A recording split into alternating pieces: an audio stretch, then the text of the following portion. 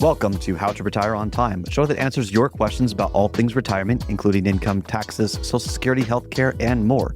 This show is an extension of the book, How to Retire on Time, which you can grab today digitally for free on retireontime.com, or you can go to Amazon and buy a paper copy. My name is Mike Decker. I'm the author of the book, How to Retire on Time, but I'm also a licensed financial advisor, insurance agent, and tax preparer, which means when it comes to financial topics, we can talk about it all. Now, that said, please remember this is just a show. Everything you hear should be considered informational, educational, as in not financial advice. If you want financial advice, you can request your wealth analysis from me and my team today by going to www.yourwealthanalysis.com. With me in the studio today is Mr. David Franson. David, thanks for being here. Yep, glad to be here. David's going to read your questions, and I will do my best to answer them. You can text your questions in at any time during the week by texting 913-363-1234. Again, that's 913-363-1234, or you can email us at heymike@howtoretireontime.com. Let's begin. Hey, Mike, how do you turn your 401k into a retirement plan? This is an interesting question that's extremely common. And the reason is we assume things should stay where they are. Okay. In what way? What do you mean by that? Like if your assets are in your 401k, they kind of stay there, and your 401k kind of helps you figure out how to then maintain it and distribute your assets from it. Okay. Whether that's right or wrong, I don't know if I would agree with that assumptive sentiment. Okay. Here's why. 401ks are a wonderful vehicle that you can save your money for retirement, but they are inherently kind of bloated, in my opinion. Bloated potentially with fees. Maybe there's an advisor associated with it, but like they're more on just maintaining the plan, vetting different investments as selections. It's not the same kind of relationship. Right. Okay? Yeah. In my past, in my working past, there's one advisor of the entire 401k plan, and that could be hundreds of people, right? Yeah. So he may not have the time, he or she may not have the time to talk about your personal situation. Well, they're not going to talk to you about your tax situation. No. They're not going to talk to you about any insurance risk if you want to handle that. They're not going to help you plan the gap between when you retire and Medicare and how to address. There are so many other things about this that the 401k support system may not be appropriate or enough in that situation. Now, there's a lot of wonderful 401k plans. I mean, think about any Fidelity, Vanguard, TIA, CREF, you've got TSP. These are wonderful companies. They support the 401ks, and it is a huge burden. But there comes a time where you got to cut the cord. Yeah. By cutting cord, you mean like just pulling your assets out and moving it to something else? To be more deliberate about it. Okay. Okay. So I don't know what the statistic would be, but let's say on average in a 401k, in your basic 401k, maybe there's like 10 to 50 different mutual funds. How many mutual funds are available on Schwab or Fidelity or Vanguard outside of the 401k? It's an astronomical number. Yeah. How many stocks are available there? Could you put IRA assets into, I don't know, let's say a self-directed IRA and buy up some real estate and have that as your part of your, or buy up some gold, so there are so many other options outside the 401k. The 401k is intended to help you grow your assets while you're working, and it's tied to work. So there's kind of a company benefit of keeping you around for that 401k plan. But once you retire, you got to start looking at your options. And this is where the question comes in. And the reason why I know this question exists is because many times people will come to me and say, all right, I want to plan my retirement. I want to manage the assets myself. No problem there. But I want to keep the assets in the 401k. That's kind of like saying, hey, can you teach me how to fix a car? But I only am going to use a hammer and a screwdriver. That may not work. No lift, no, I don't know how to fix a car. Yeah, right. All the other tools that you see, my brother-in-law, he's a mechanic for Toyota, and he has all sorts of tools for different things. So if you want to restrict someone, that's a very difficult thing. And look, TSPs are wonderful, okay? But they are very restrictive on what you can invest in. So you need to understand there is an inherent potential problem if you, from a menu standpoint, you're only working with so many things. Right. So here's a football analogy.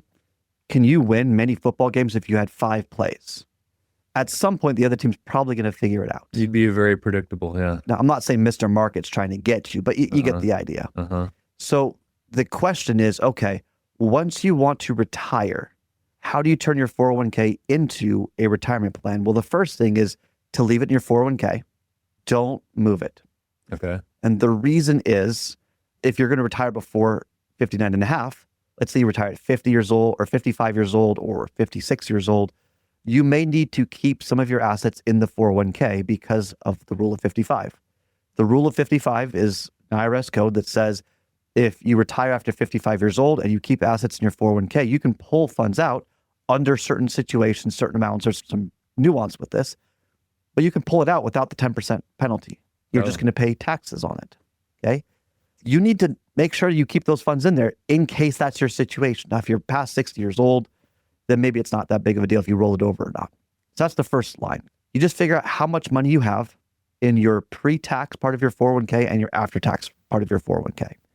Take those numbers, the total amounts, and then run a plan, a simple simulation that says, okay, if I were to retire today or in 2 years or whatever the time frame is, whenever you want to retire, if you were to retire there, let's assume maybe a 6% growth on the portfolio.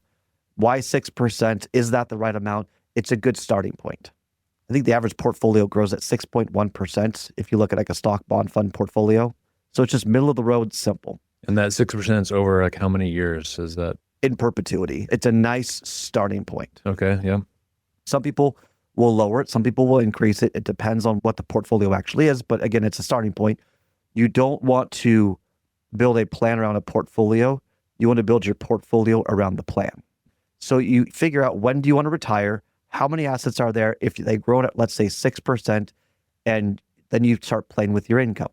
For example, you're 60 years old, you got $1 million in your 401k, great. Put $1 million into a plan, 6% growth, and now you're going to take out income from retirement. And you got to take out the gross amount from your 401k. You got to incorporate taxes, and now you're looking at your net annual income. Then you're starting to line up other aspects like your Social Security. But do you see how we're taking a blank page and we're adding to it, and then we're adjusting accordingly? Sure. Here's an example in the Social Security. If you retire at 60 years old, let's say you want to travel. Most people do when they retire because that's their healthiest year in retirement, typically at least. So the first couple of years, you might have a high withdrawal rate. Let's say you've got 3 or 4 years of a high withdrawal rate, and then you want to start Social Security. There's no problem with that, but you need to be aware of the higher withdrawal rate is higher risk. How do you plan around that? If you can put it into plan form, then you can identify, okay, these are a few years of higher risk withdrawals. Maybe you decide to do a CD or a fixed annuity, also known as a MYGA, multi-year guaranteed annuity. Basically, it's a CD from an insurance company. And you just ladder out, or bonds work too. You ladder out saying, okay, in 1 year, I need this much to spend. So I'm going to put X amount of money now into this investment or product. It's going to grow at a fixed guaranteed rate, and it will pay out this amount no matter what the market's doing. No market risk in that situation. Yeah, you have some certain numbers that you can plan around. You got certainty. Yeah. And you got to shop these around. Like a CD, you can get 4.5%, I think today, 4.5%. You can also get 0.4%. So you have to shop around for all these different investments and products. The greater the rate is, the more risk you're taking. So be very careful, do your research, but you can start to take your plan as it's formulating and then pick investments or products to build the portfolio to support the plan. Now, let's say you don't like taking higher withdrawals for the first couple of years. Maybe you take your Social Security earlier on, so it's less burden from the portfolio. So you retire at 62 years old. You start your income at 62, there's less income from the portfolio. So yeah, there's less burden on the portfolio because you have an alternate income source from Social Security. Yeah. So you're not having to take as much from the portfolio. Let's say your Social Security at 62 years old is $25,000. Okay. So you can either take $25,000 from your Social Security benefits, as if you turn that on, or you can delay your Social Security for a higher benefit, but all things being equal, the same amount of income you're trying to target, you'll then have to take $25,000 more from your portfolio. That's probably a higher withdrawal rate, which means you're taking on more risk, because if the markets go down that year and you have a high withdrawal rate, you're accentuating those losses even more. So you've got to build this plan first. Then you explore the efficiencies, and then you explore what the portfolio should look like. This is how you take that lump of money you've saved up in your 401k and you're directing it to where it needs to go. But the plan needs to dictate first what you're doing. Then you explore strategies. And let's talk about that in just a second. Okay. And then you pick out, okay, well, maybe I need X amount of my portfolio or a certain dollar amount for income in this year and that year, and we're going to put these CDs or these bonds in there for that purpose. Okay, what's left in this year? Maybe we're going to do a structured note or a buffered ETF, just some more upside, but it's protected in that sense. This is the nuance of turning a lump of money into an actionable plan that you can execute. And it really doesn't matter then if the markets go up or down, because you've put plans in for both situations. And so we've said the word plan many times so far. When should we start planning? Like what age is appropriate? Yeah. So 5 years away from when you want to retire, I think is a more appropriate time to really get detailed. 10 years away from your ideal retirement is a good time if you want to start being more tax proactive.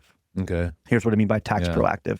There's too much variation, too many variables when it comes to, okay, 10 years from now, what's going to happen in the markets? I mean, all sorts of things can happen. But you can start to say, okay, I'm funding maybe too much in the pre-tax, and there's going to be a tax issue in retirement.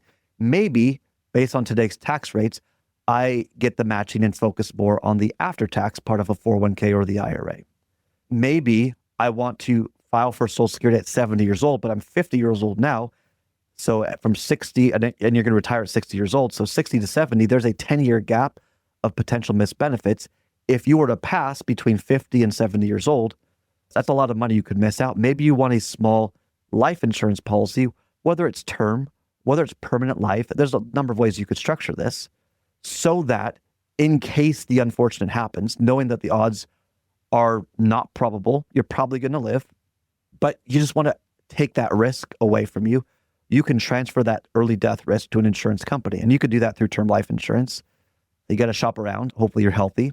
You could do it through permanent life insurance to where after 10 years, the cash value should be paying for the death benefit yourself. And if you don't use it, you can then drop the death benefit and be more cash efficient with it. Remember, insurance is not an investment. Not an investment. But this is where the nuance comes into play. So if you're 50 years old and want to be proactive about what you're funding and why you're funding it, then you've got more room to be more deliberate, more specific, more efficient. But if you just say, I just put the money in the 401k, I don't want to be bothered by it. I get why people don't want to do their planning early on in life. Yeah. You could still be in the throes of like lots of kids at home when you're 50, right? I mean, depending on when you started. This is my issue with social media. I went on social media just the other day, actually. It's been months since I've logged on to social media. You were on a fast and you're like, no, I'm going to dive in. And I just can't stand it because social media is just a bunch of people telling you all the things you should do. And life is busy and you're never going to do all the things that you should do. Mm-hmm. So this whole stupid conversation of all these finance professionals, you need to put a plan together. This is one of my favorite statistics. Did you know more people are going to spend more time planning their vacation this year than putting their plan together? Yeah, because it's fun to go on vacation. It is. Yeah, because they're saving enough. So do they really need to be that detailed about it when retirement's 10 years away? No. Let's give some people some grace. Mm-hmm. Most working professionals in a stressful career with a high skill set are working still crazy hours. Life is stressful. Kids, you want to spend time with your kids. Would you rather go see your kid play the local high school basketball game or whatever, or sit down and crunch numbers with a financial plan? I mean, it's obvious what we'd prefer to do. Time is limited. So I get why people don't want to do it. But at some point, that 5-year mark, that's when, okay, let's start getting a little bit more serious. If you want to touch base 10 years before, you can be more deliberate, but, spending your time. So it has to be worth it to you. But yeah, let's give some people some grace. As long as they're saving money, that's a good sign. That's a good indicator. You don't need to be brilliant to become wealthy. You just need to be disciplined. Speaking of that, is there a specific percentage or dollar amount? And this might be hard to answer. Yeah, the amount you should save is based on the balance of how much you want to enjoy your life today and how much you need to fund for the future. So no, I don't like everyone should save 10% or 15%. Those are nice benchmarks. But I know people who started saving early on in life, and if they just keep doing what they're doing, they don't really need to save anymore. And in the past, I know that the word save is sometimes... Someone likes to save. Yeah. When you put money into the stock market for future purpose, you're buying additional time that you have control over in the future. See, that sounds better. That's what you're doing. Yeah. Because, saving for what? Oh, I'm saving to have... No, you're investing so you have more control over your time in the future. That's what you're doing. You're buying time. It's fun to buy stuff. We like to buy stuff. Yeah. So if I go into it knowing I'm buying my future, it just goes down better. So I want to talk real quick about efficiencies though in the 401k. This is often missed. Okay. So at least today, 73 years old is when you're going to have required minimum distributions. What is that? Or RMDs as they're known. RMDs. So RMDs are when the government says, hey, you've put money into a deferred account, retirement account, like your 401k, and you're not paying capital gains and it's growing tax-free, which is great. But when you take the funds out, you're going to pay taxes. You have to pay income taxes. Well, how do you get around that? You don't.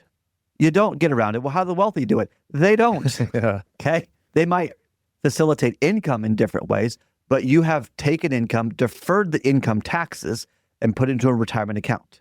You're going to pay taxes when it comes out.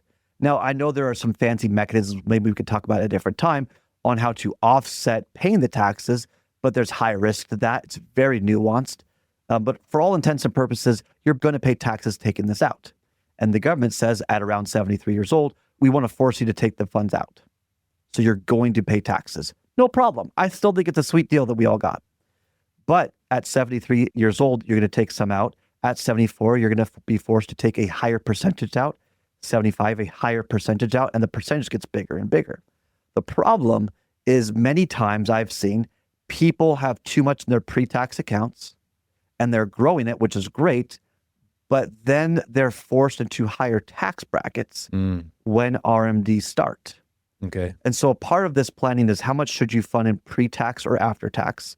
And then the other part of it is if you were to retire, will you, based on your income projections and all the assumptions in the plan, will you run into RMD issues?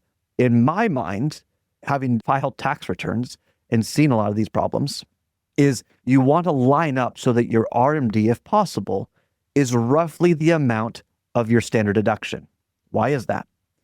Because I would rather take an RMD and pay no taxes than convert IRA assets to Roth assets and pay 20-some% in the effective tax rate. Oh, right. Do you see how that's more tax efficient to get it free?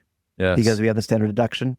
And if you take your required minimum distribution free and you did some IRA to Roth conversions beforehand, so you brought balance into the situation, then maybe you've got some of your income from your RMD when you're in your 70s with the standard deduction. And maybe you've got some Roth income, which is tax-free. And maybe you've got some Social Security income, and maybe that becomes free, whether Trump passes this law or gets it through Congress. Maybe he doesn't, but on current tax regulation, Social Security, it's 50% of your Social Security. If it's under certain tax thresholds, 0%, 50%, or 85% would be subject to tax. If you structured this correctly with the standard deduction, even if no laws change on Social Security, you still could get your Social Security tax-free.